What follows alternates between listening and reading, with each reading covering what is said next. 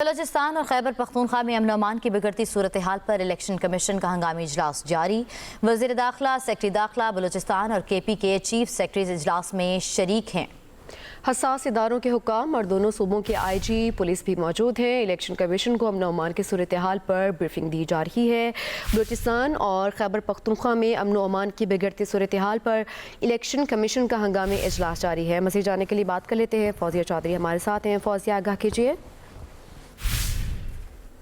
جی بالکل، election commission میں اس وقت بہت اہم اجلاس جو ہے وہ دونوں صوبوں کی جو بگڑتی ہوئی صورتحال ہے، سیکیورٹی کی اور امن و امان کی صورتحال ہے، اس حوالے سے بڑا اہم اجلاس گزشتہ روز طلب کیا گیا تھا اور اب الیکشن کمیشن کا یہ جو اجلاس ہے وہ جاری ہے۔ چیف الیکشن کمشنر اس اجلاس کی صدارت کر رہے ہیں۔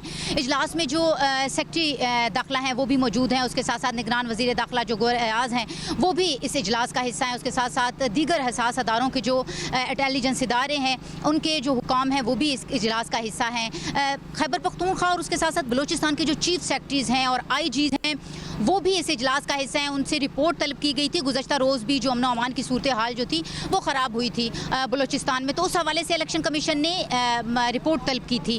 تو اب الیکشن کمیشن جو ہے اور الیکشن کمیشن کے جو حکام ہیں ان سے رپورٹ اس حوالے سے لیں گے، کیونکہ گزشتہ روز دیکھا ایک امیدوار جو تھا وہ بھی اپنی جان کی بازی ہار گیا اور بلوچستان کے 3 حلقوں میں جو الیکشن ہے وہ مؤخر کر دیے گئے ہیں۔ ایک قومی اسمبلی کا حلقہ ہے، 2 صوبائی اسمبلی کے حلقے ہیں اور اس کے ساتھ ساتھ آج بھی جو بلوچستان میں صورتحال پیش آ رہی ہے اور کوئٹہ میں اگر ہم دیکھیں جو دھماکے ہوئے ہیں تو یہ ساری جو تفصیلی صورتحال ہے، کیونکہ قانون نافذ کرنے والے سارے اداروں کے جو اعلیٰ حکام ہیں وہ اس اجلاس کا حصہ ہیں، تو تفصیلی جو ہے وہ بریفنگ لی جائے گی، صورتحال پر غور کیا جائے گا اور اس کے ساتھ ساتھ کیونکہ الیکشن کمیشن کی جانب سے پولنگ اسکیم بھی جاری ہو چکی ہے، اعداد و شمار بتا دیے گئے ہیں کتنے حساس ہیں اور کتنے انتہائی حساس دونوں صوبوں میں جو ہیں وہ پولنگ اسٹیشن ہیں، تو اس حوالے سے بھی فیصلے کیے جائیں گے اور ذرائع کا یہ کہنا ہے کہ یہ بھی فیصلہ کیا جا سکتا ہے کیونکہ جتنے بھی سیکیورٹی اہلکاروں کے افسران ہیں ان کی تعیناتی کا جو دن ہے وہ بڑھا دیے جائیں، کیونکہ 6 فروری سے 10 فروری تک جو فوج ہے وہ تعینات رہے گی، اس کے ساتھ ساتھ قانون نافذ کرنے والے ادارے ہیں